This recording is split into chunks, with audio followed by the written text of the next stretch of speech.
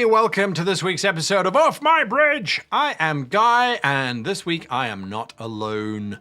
I have been joined by a wonderful person, someone who has been involved for nearly a decade with Star Trek Adventures and Star Trek Adventures 2, and someone whom I think everybody pretty much knows because he's on every social media platform you can think of and is always there to answer our questions. Well, today, bringing him in to our wonderful, wonderful channel is Jim Johnson, product manager of Star Trek Adventures. Just an amazing person, so friendly, so open. And I got to ask Jim a couple of questions about all things Star Trek, as well as things that have concerned to me as a player, as a GM, as someone who really loves the Star Trek environment. I also got a little bit of an inside scoop on what is happening with the new technical manual. What can we expect from that technical manual? So there's some questions in there about that. And as always, let me know that you like this kind of content. Well, by pressing that like button. If you want me to do more interviews, Modiphius have said, hey, we got other people. You're welcome to interview them. Just let us know when. So if you want more of these kind of interviews, the like button is your best way to put it in there. And if you have particular questions, well, that's what the comments are for. Write those questions, and the next time I bring Jim onto the show or somebody else, I'll ask those questions on your behalf. So let's meet Jim Johnson. Okay, Jim, welcome to the show. Thank you for joining me today. Well, Guy, thank you so much for having me on the show. I love everything you're doing with your previous show, and then this one too. I watch it every week, and I enjoy watching the fan commentary. It's great stuff. Absolutely, I love what the fans. I couldn't agree with you more. The fans, I love reading what they're absolutely right. So Jim, for those who do not know who you are, what do you do within Star Trek Adventures 2? Yeah, sure thing. So I'm Jim Johnson. I'm the project manager and line editor for the Star Trek Adventures RPG and the Captain's Log solo RPG, both published by Modiphius. I have been with Modiphius for almost 9 years now. I started as a freelance writer on the first core book, wrote some sections of that, and then very rapidly got involved in writing, editing, proofreading, managing the first adventure book, and then being the lead writer on the command source book way back in the day. And just continued to make myself valuable to the company. And eventually, it must have been right before the pandemic, I guess 2019, they made me the project manager of Star Trek Adventures when Sam Webb, the previous project manager, moved up into the company into a different role. She became the head of brand and marketing. And I took over Star Trek, and I've been a Star Trek super fan my entire life. And so everything Star Trek Adventures comes through me, whether it's design, development, writing, editing, proofreading. I am the engine that moves that stuff along. So I'm responsible, positively and negatively for everything you see. You are the Q. I like it. So in regards to some of the questions, why did we need a Star Trek Adventures 2? That's a great question. So the general consensus in the RPG world is that core rule books sell better than supplements, pretty much across the board. You're always going to sell more core books than you're going to sell supplements, with a few minor exceptions here and there. But by and large, your core book is the engine that drives your line, and then everything kind of follows along behind it. We released that first core book in 2017, and that first core book, I think a lot of fans either don't really realize or quite grok that core book came out even before Discovery, right? Like that core book came out in August 2017. Discovery came out in September 2017. So that core book represented everything Star Trek right up to New Trek, right? And in that 7-8 years since then, we've had 5 new series, a whole bunch of new Trek has been added to the canon. And I think in 21, 22, when we were coming out of the pandemic, we knew that we had another reprint coming up of the core book that was due because it's consistently sold well. And we were like, okay, we got another reprint to start thinking about. And we just looked at the game, and we've been getting constant feedback from the fans over the years saying, hey, it's a great game, but this and that. The other thing, I love the book. It's hard to, sometimes some people said it's hard to read. The light text on the background was like, okay. We did a little iterative revisions of the system with the Klingon core rule book and the Tricorder Rules Digest. And so like we were constantly tinkering under the hood, as it were, or I guess for our purposes, we were tinkering in the engine room, right? We were playing with the warp core, we were realigning the crystals, trying to just continue to refine the system, not rebuild it, but just refine it. And we just kind of had those conversations, and we're like, maybe it's the right time for a new edition.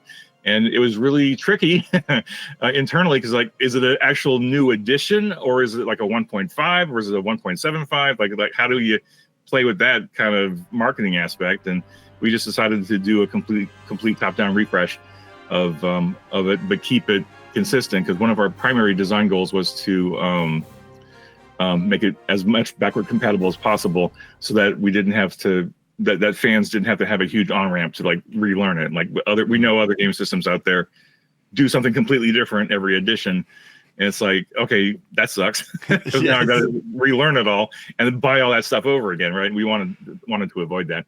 So I think it was it was a combination of fan feedback kind of telling us it's probably time for something fresh, and just the practical realities of the RPG industry, that it really makes sense to have a new edition X number of years into it, so that you can boost the line and get moving again. And in our cases, I think that was the right call. I know a lot of fans are really still loving first edition and the challenge dice and stuff, and that's great, because like that game hasn't gone away; it's still there. You can play that forever. That's the great thing about RPGs, is once you got it, then it'll never die, right? But we wanted, and we wanted to really open up the game, not just for all the new Trek that's come out, but we also kind of acknowledged that first edition was really, really focused on the Star Trek, on the Starfleet experience, right? Like it was very, very targeted, intentionally. It was very targeted into like the next gen DS9 Voyager 2370s kind of era, and you can certainly do original series and Enterprise and everything else, but even just looking at the layout, the LCAR's TNG kind of design is like, okay, this is next gen. And we got a lot of fan feedback saying, okay, this is great, but when am I going to get my original series RPG? And it made me think about Last Unicorn Games, right? When they did the TNG version, the DS9 version, and the original series version, it was all the same game, right? But they just put 3 different spins on it, and that's nice, but it's also not really financially feasible to do a different version of the game for every single series, because at this point we've got 12 series and 13 movies. You would go bankrupt if you're trying to do a different version for every single iteration. So that's why we tried to make second edition like it's the franchise, it's everything. And we try to represent that on the cover with all the different iconic characters in their different uniforms and stuff, just to show you want to do a Star Trek game, this is it, because you can do it literally from the very earliest Enterprise episode all the way out to the 32nd century in Discovery, everything in between, and then whatever else you want to come up with. So long answer to your question, but hope that helps. It's a good answer. The reason I ask it is because folks are saying, "Oh, I'm sticking with first edition. Why should I shift to second edition?" And you go, "Well, absolutely, that's completely fair." One of the other great role-playing games out there is on edition 5.24. And you go, yes, I would never play first edition again, but second edition has got a special place in my heart, and 3.5 has got a special place in my heart. 4 no one talks about, and 5 has been a staple. So you look at those and you go, yeah, it's part of the cycle, but at the same time, if there's reason for it, and I think, as you say, it's about streamlining, upgrading, and moving forward. So does the future for Modiphius and Star Trek look good? I mean, because if we are moving into second edition, and we're now buying second edition books, and we're sort of getting there, what does the future look like? That's a great question. I will just throw a non sequitur out and say I really liked 4th edition, and then I'll just move on. 4th edition got me back into that game. So you are kidding me. That's interesting. That's interesting. I personally think 4th edition came out probably 15 years too early. I think if it was the new version, I think people would have jumped into it a lot more personally. But anyway, we don't talk about that thing here. So I want to caveat this by saying, Star Trek is a licensed property, and Paramount is a multi-billion-dollar corporation, and Paramount is in the middle of a Buyout. a merger, buyout, whatever, with Skydance. So all things being equal, the future for Star Trek Adventures is fabulously fantastic, and we're not going anywhere, and we'll continue to create amazing new products for the game line. That being said, you know, we could get the call and say, we're going to go in a different direction. Thanks. We love you, but bye-bye. It's been 9 years. Good run. See ya. I mean, we cannot control that, other than to say, well, you know, that would break our contract or, you know, whatever. Then we would get into the weeds about the legalities and stuff. But all things being equal, we have an amazing relationship with Paramount. We've been building that for 9 years now. They trust us to honor and take care of their property. We trust them to give us good notes on our stuff. Like literally everything we do is reviewed and approved by their teams, whether it's the artwork, the editing, not the editing, but the manuscripts, the artwork, the layouts, like literally everything that we publish and create gets somebody from Paramount to look at it. And they have been doing Star Trek all their lives, especially the people that are on our review teams.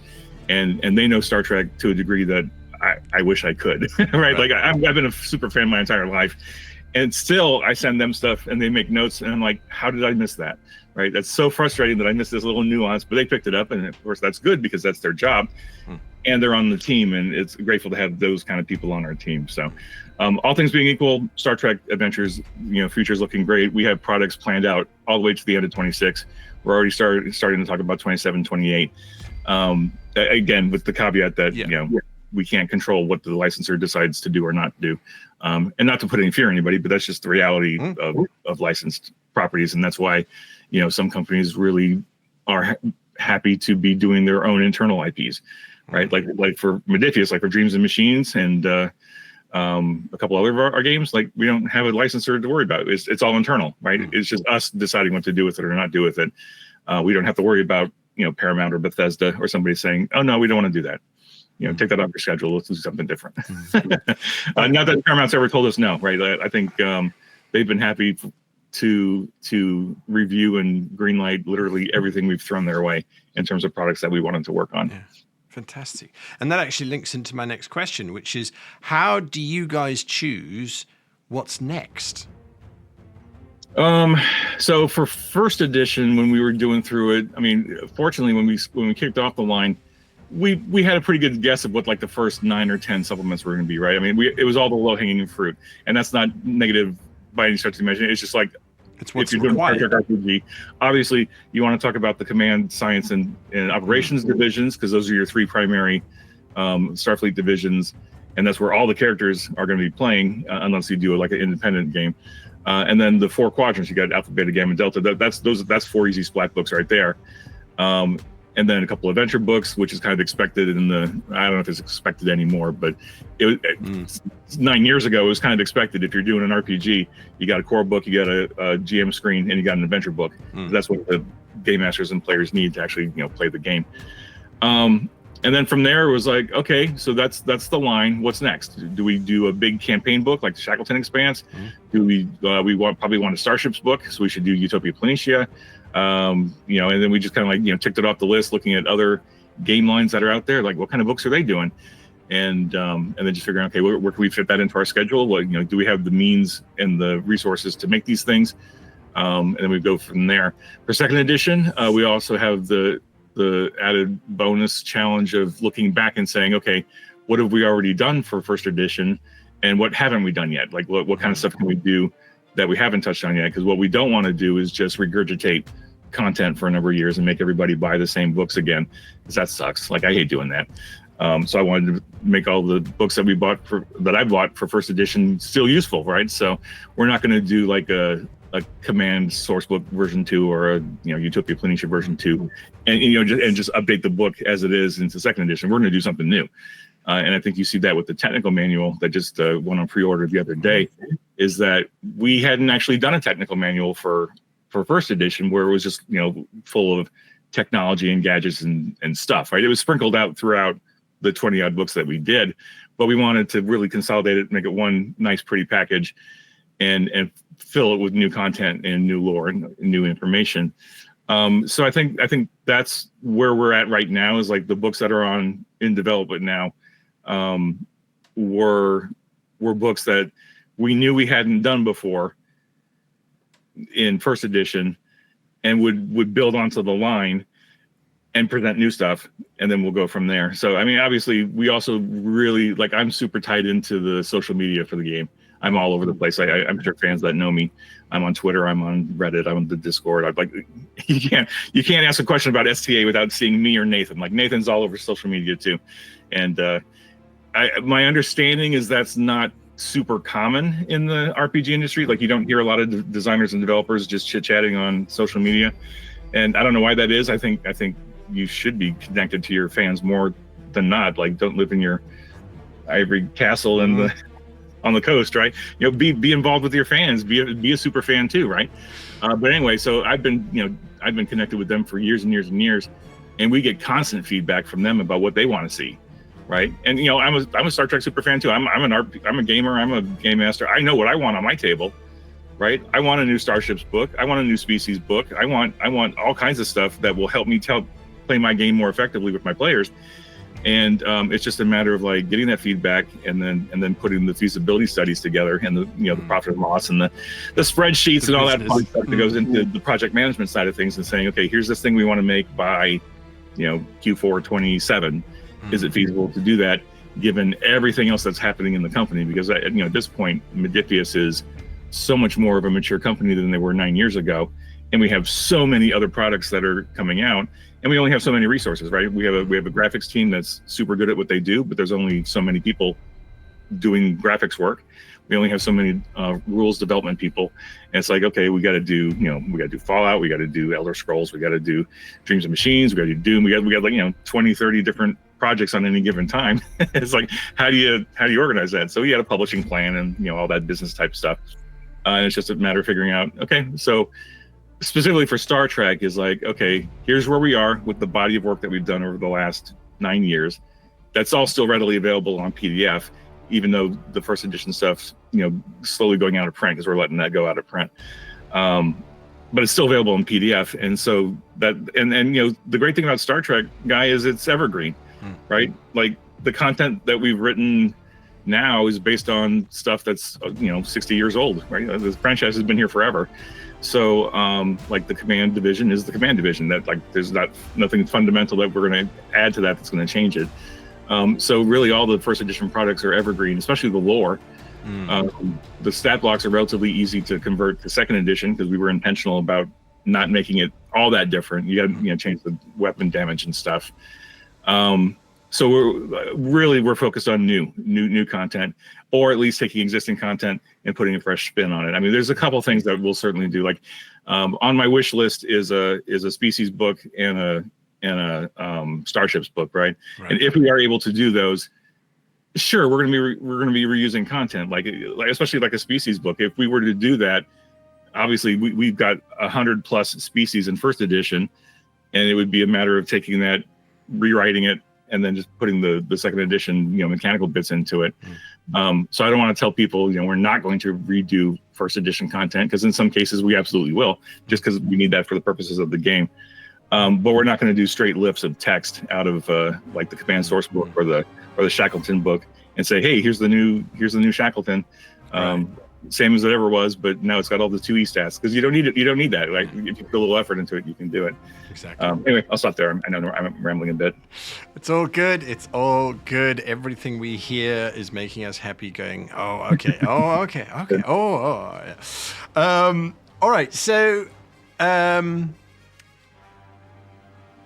you've actually answered my next question, so I'm going to skip straight over it. I say, are things like the Next Generation and Voyager no longer useful? They absolutely are. As you say, we've got 60 years of legacy. So this is probably a very simple question. Do you guys define what is canon versus non-canon, or is that the Paramount folks? So if you include something that comes from, say, a novelization or a comic book, simply because that is where you saw it, and whoever's designing the game kind of thinks that it's canon and it isn't, does it stay? Does it get removed? Is there a test for that? Yeah, well, so everything I've heard from Paramount for, decades now, is that Star Trek canon, like official Star Trek canon, is what you see on screen. It's the series, it's the movies, it's short treks, it's the animated series, like whatever's actually, and it's not necessarily the cut scenes or the behind the scenes stuff. It's like the actual film production stuff that goes out into the air. That's canon, and that's it. The shooting scripts are not canon. The bits and pieces that get cut out of movies and put on the floor and don't go into the final movie, those aren't canon. Although fans certainly have their own fan canon to say, oh, that great cut scene from Star Trek Nemesis, that we think that's canon. Everything else Star Trek officially is secondary. So novels, comic books, RPGs, video games, audio plays, like literally everything else Star Trek is all secondary canon. It's all great content, it's all amazing Star Trek content, but in terms of it being like official, it's not, because the Star Trek producers and developers, the official writers on the shows and the movies, want to have that creative freedom to go a different route. Like the novels are amazing, right? I got my start writing Star Trek short fiction. We've got a lot of Star Trek novelists working on the game here and there, and they write great stuff, but it's not official canon, right? And then the fans, again, like I said, just like Star Wars, the fans have grown up with these books for so long now. They're like, no, that happened. That's part of our personal headcanon as part of our Star Trek, and that's totally fine. For the purposes of the game, we are able to pull from everything, right? Because our books are not canon by definition. We are not part of that official canon, but we had a very intentional design. A very intentional design intention. That's redundant. We were very intentional to say, okay, we want the game and all the content for the game, by and large, to be based on official canon, so that a game master group, or, any game group, has the same common baseline, that they know that our product is primarily focused on primary canon, so that if you're reading about a phaser or you're reading about the Bajorans or whatever, that all of our content is based on the show, and that we're not just making stuff up out of whole cloth. And you got to go, you read something in the book and you're like, what episode was that in? And then you go look and it's like, oh, I guess they made that up. I don't know. So we do add some embellishments here and there. We very carefully added, some embellishments through our books, and Paramount's fine with it, because it's not canon, right? They are free to, change it if they want to.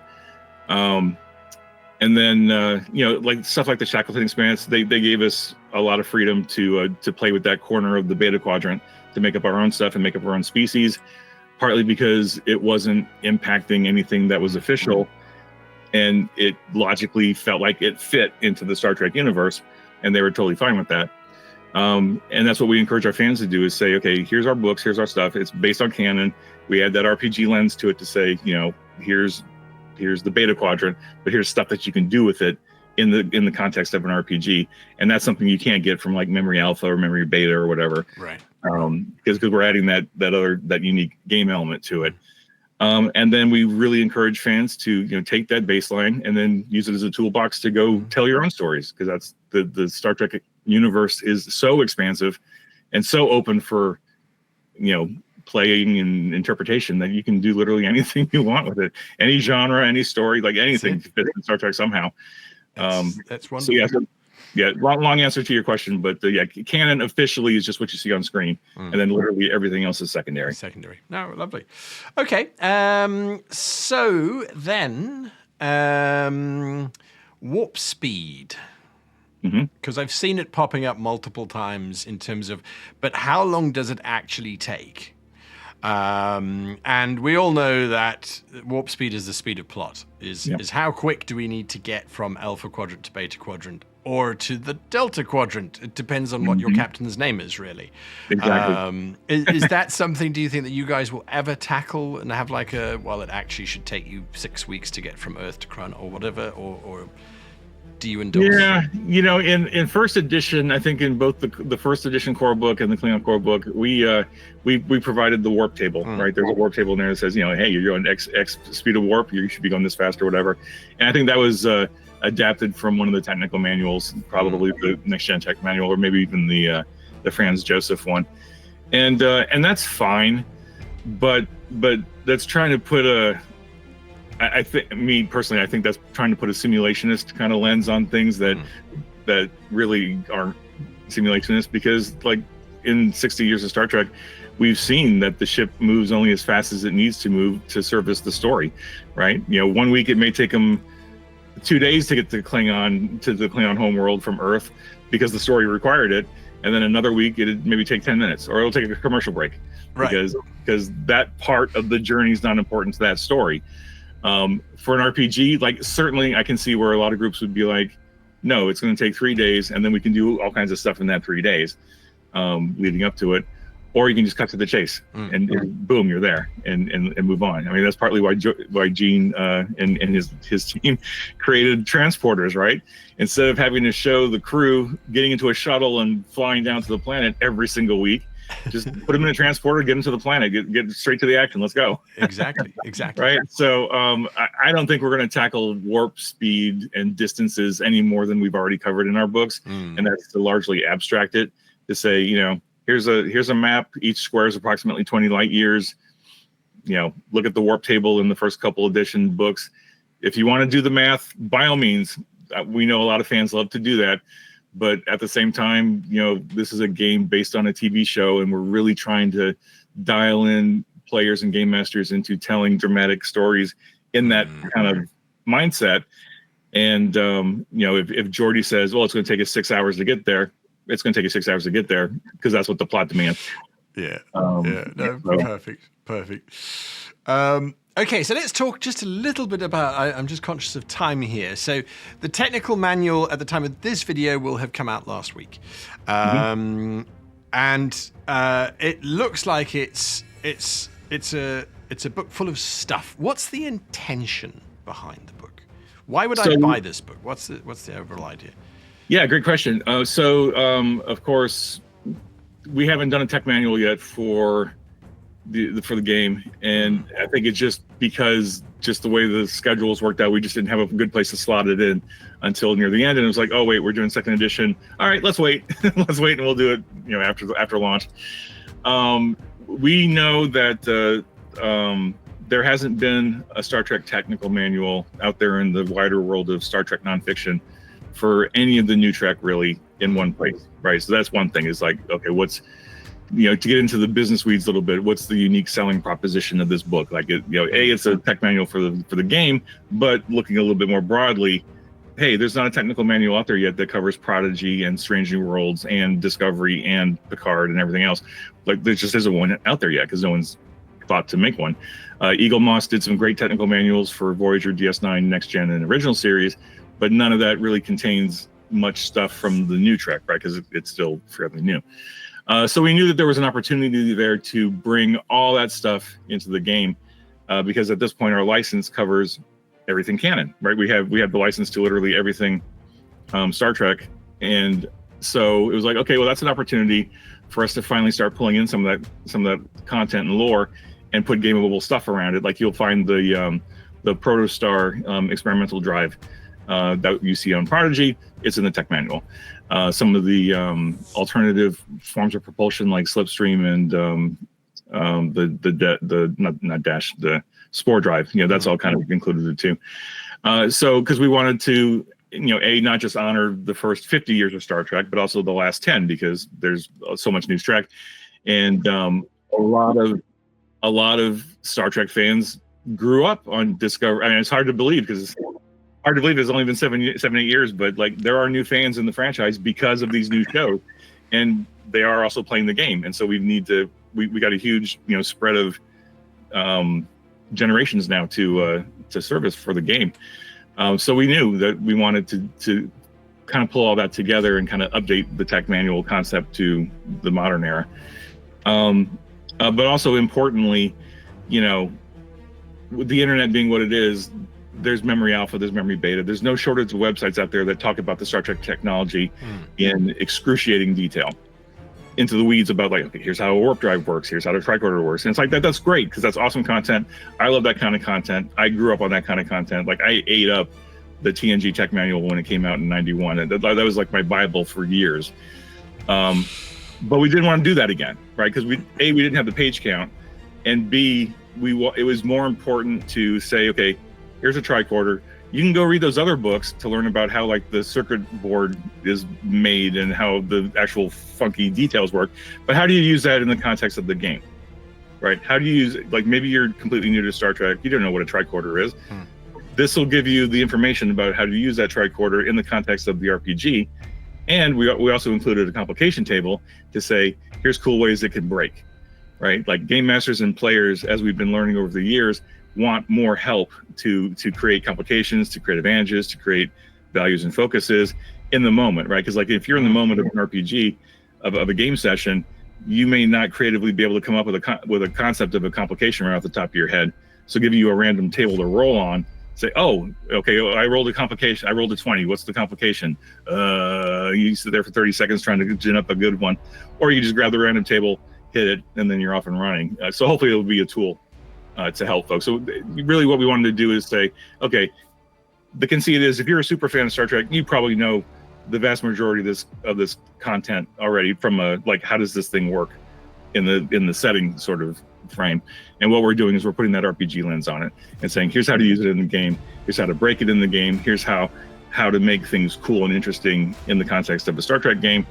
And hopefully it's written in a way that it'll spark ideas, right? Because I always try to challenge my writers, pack every paragraph with ideas. Like I want, in fact, we do this on Michael Dismuke and I, we do our podcast, and every now and then we'll do an episode where we just pull random books off the shelf and we just point to a random paragraph, and then we come up with a story idea based on whatever random paragraph it is. And that's what I want my writers to do, is say, pack all these paragraphs full of ideas, so that some game master or some player might be flipping through one of our books and go, oh, hey, that's a great idea. I'm going to go do that for my character. I'm going to do that for my next episode or something. So that was really the intention, was try to update it for where we are currently with Star Trek, but also really add a gaming lens to it, so that players and game masters can get a lot of value out of it. That's fantastic. That's really great. It sounds really cool. And again, you've sort of preempted one of my next questions. So let me rephrase it. Does it give more technical advice to GMs in terms of certain devices? So if you look at how the tricorder is listed in the second edition core rulebook, it describes the tricorder, and it says, right, you get the trait tricorder, and it allows you to scan and analyze and that sort of thing. But it doesn't sort of talk about up to 50 meters, or it does this, or you have to download apps every 5 seconds to analyze Romulan DNA because you don't have the app. I don't know. I feel like tricorders are cell phones, really. But anyway, is there more GM support? I mean, I know you've spoken about the complication tables and things. Mm-hmm. Yeah, I think so. I think it would be. There's a lot of sidebars of advice in the book about like ways to think about things differently, right? Like Dayton Moore did some of the sidebars in the standard technology chapter, and he comes at it with a IT kind of security standpoint. It's like, can my pad be hacked? Like, is it possible? It's like, sure. And he goes into some information about like how wireless devices are by their nature less secure than a wired, hardwired system. And here's things to think about. So we do sprinkle advice like that throughout the book for the game masters and the players about using the devices, how to break them, how to play with them, how to think about them a little differently than you may have thought about them before. I don't know that we provide a lot of explicit advice, what you're saying, like, if your players are going into an away team on a cavern, they should be using this type of tricorder versus this type of tricorder. We didn't want to be that prescriptive, right? Because we've seen plenty of times on Star Trek that the characters can do all kinds of things with devices that they were never intended to do, mostly because the story needs them to do it, right? Like you give Wesley a communicator, and in a couple little clicks and he turns it into a bomb or something else.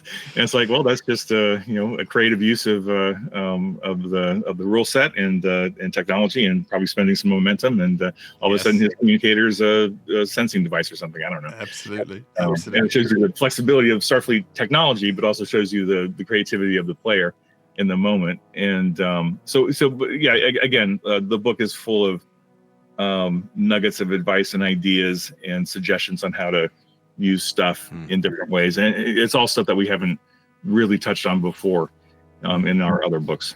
That's super cool. That is super cool. Jim, thank you for taking your time to answer all of my questions and to give us so much insight into what's coming up. I'm really excited.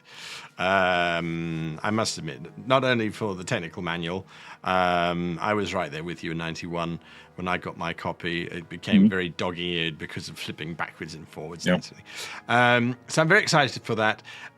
I'm also excited that you've got product until 2026, 27. I'm going, yes, this is cool. So just let folks know, where can they find you? Because you said that you're all over social media and that sort of thing. You've also got a podcast. So where can we find you? Yeah, so you will find, if you're at the official Modiphius Discord, if you're on the Facebook Star Trek groups, if you're on the subreddit for Star Trek Adventures, I'm all over all that stuff. I'm a longtime member of RPGNet, the venerable Big Purple RPGNet. It's been around forever. I've been a member of that forever, 20 plus years now. So I'm not hard to find. If you're looking for online sites to talk about Star Trek Adventures, I am there. Nathan is there. I have a Star Trek Adventures themed podcast with Michael Dismuke called Continuing Conversations. That's on studiotembo is the YouTube channel, but we also have a whole bunch of podcast networks that tie into that as well. I have my own YouTube channel. It's a bit plodding along. I'm trying to keep it up to date, but that's a writing and trekking life, because I'm a freelance writer. I'm a fiction writer as well as Star Trek, so I'm trying to do more fiction how-to and fiction advice in addition to Star Trek. My website is scribeinetti.com, SCRIBEINETI. It has not been updated in a very long time, so at some point I will get back to it, but you look at that if you want to look at some of the fiction that I've written. But yeah, so I'm not hard to find online. If you connect to Modiphius for now, eventually I'll get my fiction up and running again, but I'm out there and pretty fast to respond to stuff online if people have questions or concerns. Of course, we have resources that people can go to for errata or game questions, but we're pretty active in the community, and it seems like the community is appreciative of that. So absolutely, and all of the links will be down below, so you have no excuse not to go and find Jim. Anyway, Jim, thank you for being on the show, and we look forward to the future and to having you back. Yeah, Guy, thank you so much for having me on the show. Really appreciate it. Appreciate all the work you're doing for the game. Really, it's so awesome to see the fans and you with all your great layouts and all your amazing insights, because you do some really cool stuff on your channel. And I'm like, yes, there's more. We need more of this. So thank you for doing it. Really appreciate it. My absolute pleasure. Well, that was Jim, and I'm kind of comforted by the fact that they've got products until 2026, 27. I think that's really cool. Again, smack that like button to let me know that you want more content like this. And here's an announcement. I will be running Star Trek Adventures 2 games at UK Games Expo this year. So if you're free at the end of May and early June and find yourself in Birmingham, come on down to the UK Games Expo and join me at my table. I'm running 5 games over 3 days, so there is bound to be a seat for you. Some pretty cool adventures, if I do say so myself. There are some, most of them are adventures that I would want to run because they're kind of stories that I would love to see in an episode or in a movie. Going to be a lot of fun. Join me there. And as usual, a huge thank you to all of my wonderful patrons who keep this channel going. Until next time, however, I wish you and yours, well, long life and happy gaming.